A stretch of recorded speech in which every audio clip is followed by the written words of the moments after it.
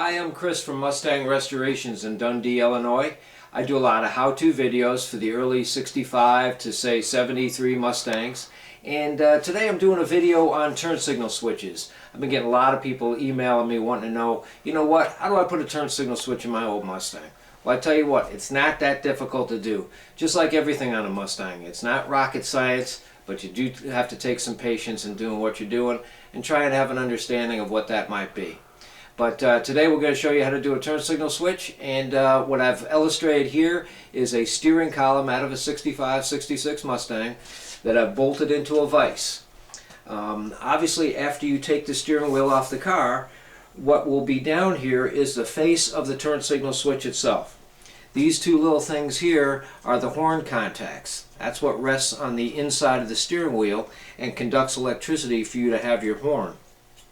This little dealie here is what the turn signal stalk actually attaches to, and when you turn to the left, of course, it bridges the gap for contacts and makes a left turn signal, and then when you bring it to the right, of course, it does the same thing.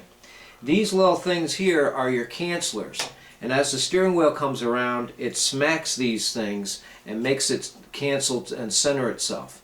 When these things break off, that's when you lose your canceling ability, and that's when you got your turn signal just running down the road even though you've made your turn.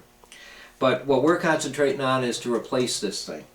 So the first thing you're going to want to do is go down to the bottom of your steering column and unplug the two connectors that are at the base of the steering column. That's real important to do because there's electricity running through this thing even though the key is off, and that would be for the horn. And then after you have that disconnected, you're going to want to pull each of these contacts out of here. It's not a bad idea, unless you have a real good memory, to actually make a little written diagram of what the color combinations are where these wires go.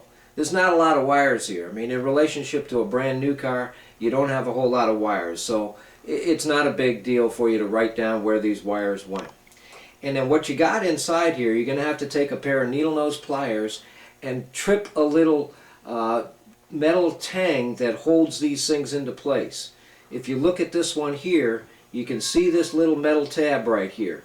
And what I did was I pressed on that from the inside, and then that enabled me to pull it straight out of the little hole that's in here. And then the new one will snap right in there. So anyways, after you pull all these things out one by one, set this little bridge to the side because you're gonna reuse this thing on the new switch. The new switch does not come with these things, so you got to make sure you save them. Then you'll come back up over here, and you're going to take these three screws out that are held in here. Turn the switch to the one side.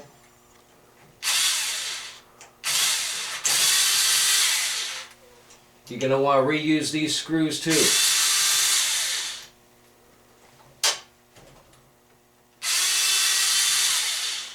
There's a washer.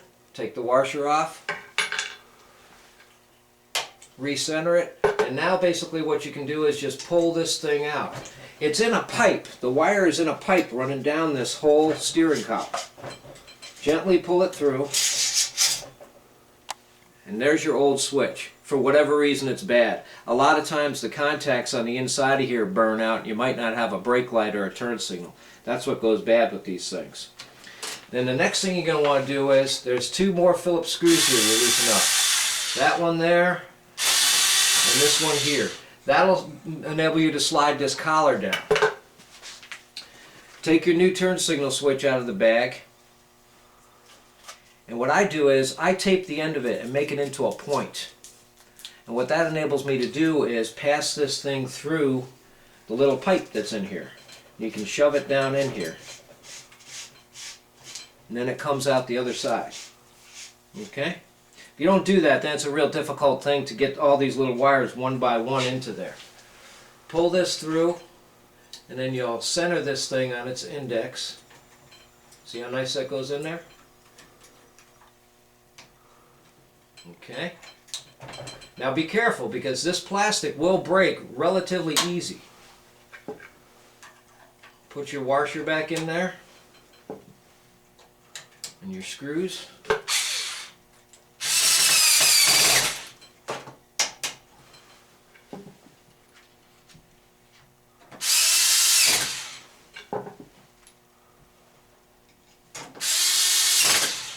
Then what you'll do is you'll pull this collar back up into place and tighten up the other 2 Phillips screws there, and that'll cover that back up. Then you'll take your tape off down here. Now what you're going to find with these wires is that although the colors are there, the shades of the color are different, meaning that you might have a solid green wire from your old turn signal switch, but the new one might be a solid light green instead of a solid dark green. But it'll be the only solid green wire. You'll have one that'll be green with a white stripe on it. Well, this one's a green with a white stripe that we have over here, but the stripe runs straight down the wire, and on a new one it kind of runs around the wire. But it'll be the only green one with a white stripe.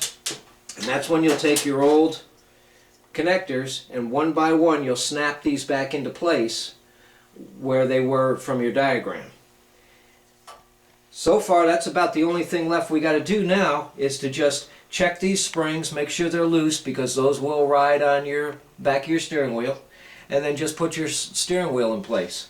Screw your turn signal stock in there and you're done. It's not that difficult a thing to do. As a matter of fact, it's even a little easier to do in the car because the steering column is right up there at you. You're kind of leaning under the dash a little bit. It's not that big a deal. The biggest thing you got to do is just make sure you check your wiring diagram as you plug things in. It's easy to get mixed up on a wire that's white with a green stripe as opposed to with a wire that's green with a white stripe. So pay attention to that little kind of thing there. Other than that, it's a walk in the park, as you can see. I only get like an hour's worth of labor to do something like this. By the time I pull the car in, take the steering wheel off of it, and get myself ready and my tools ready, it only takes about an hour to do. It's not that big a deal. So you guys at home should be able to accomplish this one. Write into me, email me, let me know how this one went. I'm interested to see whether you like this video or not, and if there's any other videos out there you want me to try and make, I'll certainly give it a shot for you. In the meantime, check out all my videos. Go to mustangrestoration.net or go on my YouTube site. I got a lot of videos on YouTube also. I'm enjoying doing this and I'm having a lot of fun. Until next time, remember, this doctor, the doctor of restoration, is always in. Take it easy.